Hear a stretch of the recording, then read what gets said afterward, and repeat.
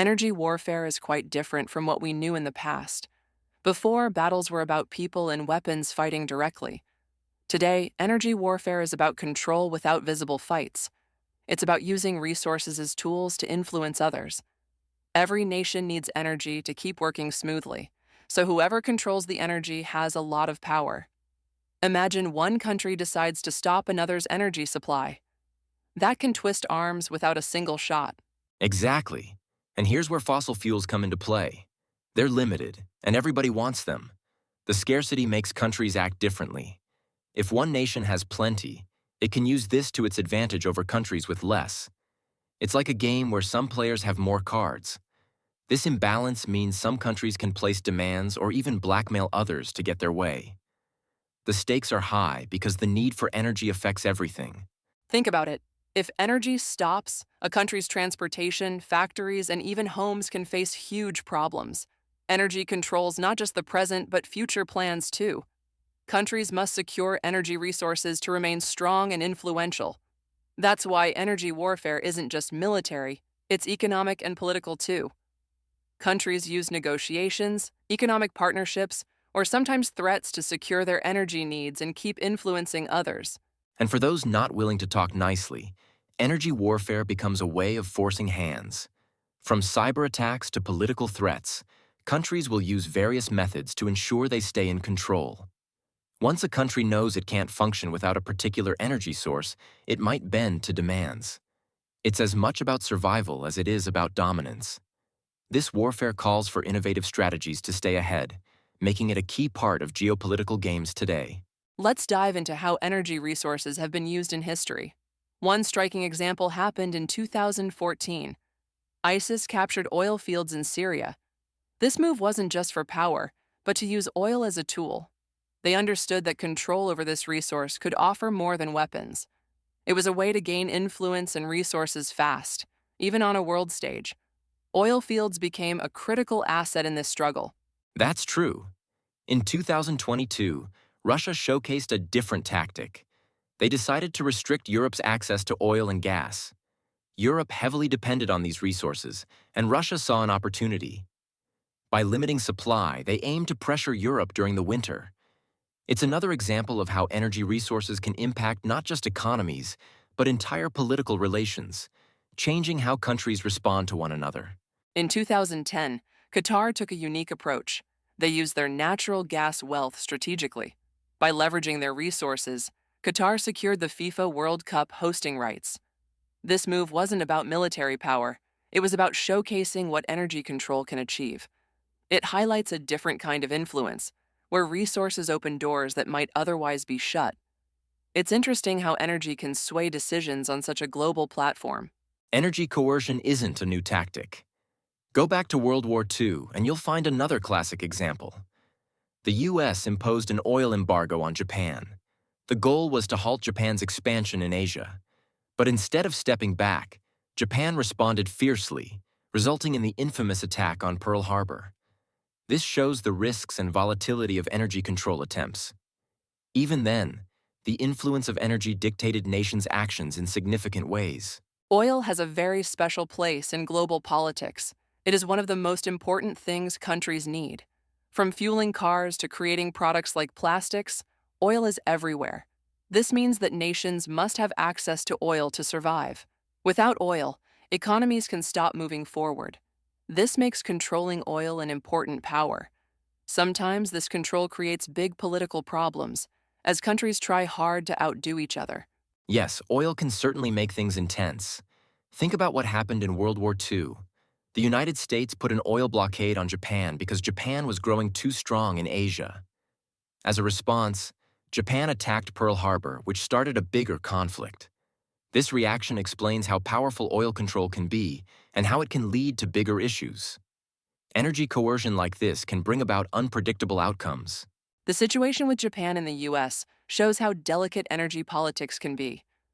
When you restrict a country's energy, you pressure them to change their behavior. But if pushed too hard, it can lead to war.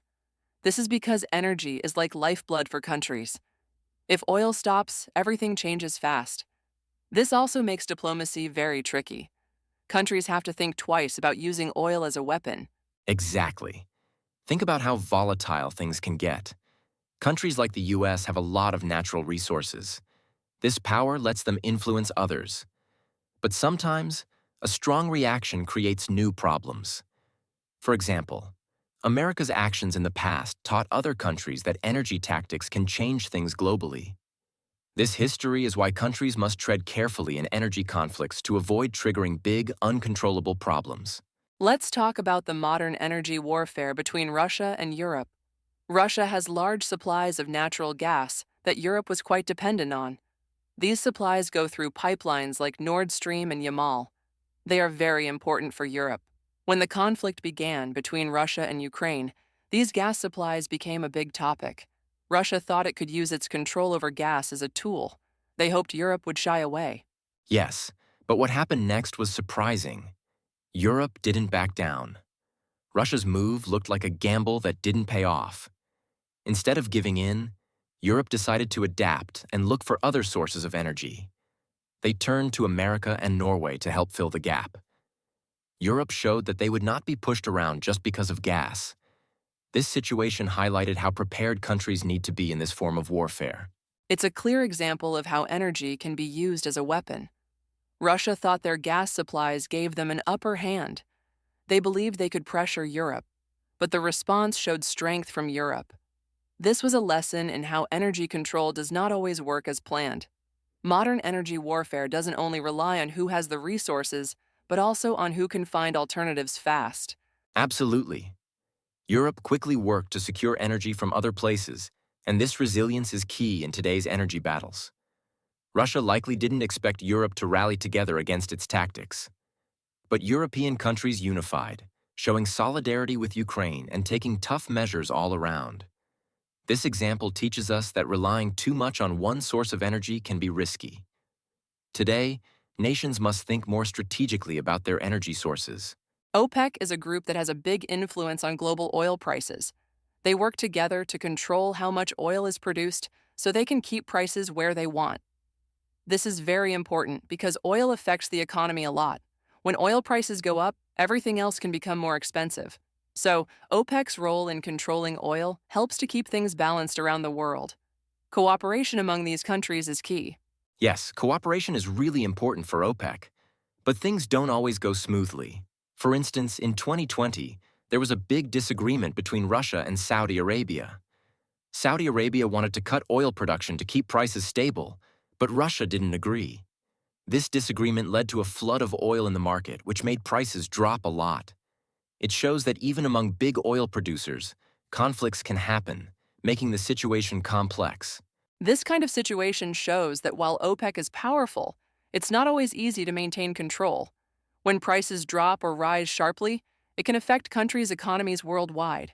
The need for countries to cooperate shows how interconnected our world is regarding energy. It also reflects the balancing act required within OPEC to manage differences while maintaining collective strength over global oil markets.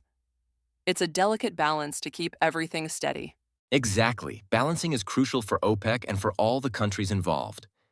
When disagreements happen, they can have big impacts, not just on oil prices, but on political relationships too. Cooperation is needed to manage these resources wisely. While these challenges exist, the influence of OPEC is undeniable. Understanding these market dynamics can help us see how energy plays a significant role in shaping global politics and economies. In today's world, the United States and Saudi Arabia share a special partnership. This bond isn't just about friendship, it's largely about oil. Both countries find benefits in this relationship because it helps them in many areas. The U.S. needs a steady supply of oil, and in return, Saudi Arabia gets an important ally. This partnership shows how energy resources have become tools in global diplomacy. Energy isn't just a commodity, it's a significant leverage in making political decisions. Absolutely, and this kind of leverage influences more than just trade. It can sway important political choices and help shape international relations. For example, decisions about military operations or foreign policies can be made with energy resources in mind. This interaction shows how powerful energy can be when countries negotiate or decide on conflicts in various parts of the world, like the current events in Yemen. Access to these resources can turn a partner into a powerful ally or a formidable opponent. The situation in Yemen is a perfect example. Saudi Arabia's actions there are influenced by its energy strategy. The way the U.S. views this situation may change based on its energy needs. This means that the huge stocks of oil and gas aren't just powering engines, but can also influence choices on a global scale. Energy agreements and partnerships can have far reaching impacts, showing how countries maneuver to protect their interests while considering the bigger picture of global politics. Right. And looking at these aspects helps us understand why energy dynamics are such a big deal today. These interactions create complex relationships where countries often weigh long-term goals against immediate needs. Influence can go both ways, too. The choices one nation makes about energy can affect both its allies and those farther away. Understanding this complexity is vital to see how energy plays a role in modern diplomacy. Such interconnections reflect why energy is a critical factor in geopolitical engagements. I agree. The power of energy in geopolitics is clear. Understanding energy's role is important now. It affects everyone, everywhere, in big ways. If you liked our podcast, like or comment below. Share your thoughts about energy warfare. If you want to hear more, subscribe to our channel. Stay connected for more discussions on how energy shapes our world every day. Thank you for tuning in.